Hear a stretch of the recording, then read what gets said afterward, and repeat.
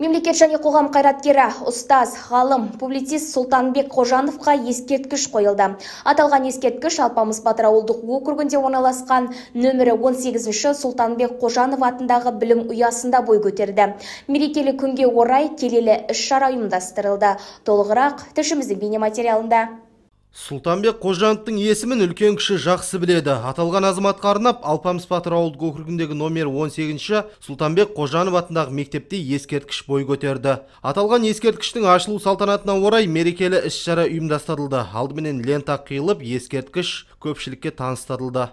Міне осыдан кейін алғы сөз ескерткіштің бой көтеруіне атсалысқан көпшілікке сыйлы азаматтарға берілді. Қожанов секілді азаматтар некен саяққана екен. Лениннің өзі мойындаған. Сталин о кісі кіріп келсе, сөйлеп тұрса сөзін білмейді екен. Бұл кісінің бірден ойлау қабілетінің жоғарылығы соншалықты сөзді қай адамға қандай уақытта қалай айту керек екен табанда айтады екен де, анау адамның уәжбен аузын жаптырып тастайды екен. Соншалықты дәрежеде ойшыл, ақылды, даналық бала кезден өзінде болған азамат болған. Сол үшін бұны өткен сол 15 республикасы бірінші кезде қосылған, барлығын мойындаған екен. Дәл осы іс-шараға Сұлтанбек Қожановтың ұрпақтары бабасының есімімен ата Сұлтанбек Қожанов пен Төлен Қожанов та қатысып отыр. Бүгін Сұлтанбек атамызға ескерткіш қойып отыр. Бұл үшін үлкен мәртебе. Мен естіген кезде қуаныш болдым әрине.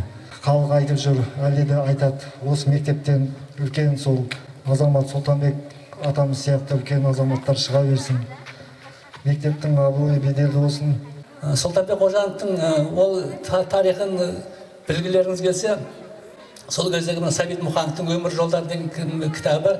Сол кітапты оқысаңыздар, Сұлтанбек Қожанов жайында мағлұматтарды білесіз. Ол кісінің өзі, ол Сұлтанбек Қожановтың істеген істерін, ол Сұлтанбек Қожановтың көрген тәлімдерін ешқандай бүкпес, ешқандай жасырмай, қас қалпында жазып кеткен.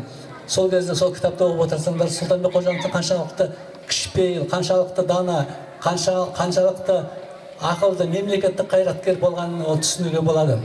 Іс-шара барысында тәуелсіздігіміздің 30 жылдығына орай ерен еңбекті азамат Жүсіпбек Сүгірбаевқа еңбек даңқы медалы табысталды. Қоғам қайраткері Сұлтанбек Қожановтың ұрпақтары мектеп ұжымына Аңыз қала Түркістан атты кітап және Сұлтанбек Қожановтың суретін тарту етіп, ескерткіштің ашылуына атсалысқан азаматтарға құрметтің белгісі ретінде шапан жапты. Әсерлі жүздесу әрі қарай әндермен жалғасты. Мектеп оқушылары Сұлтанбек Қожановтың ескерткішіне гүл шоқтарын қойды. Қуаныш Амангелді, Ережеп Тұрғынбайұлы, Сәттелі арнасының жаңалықтар қызметі.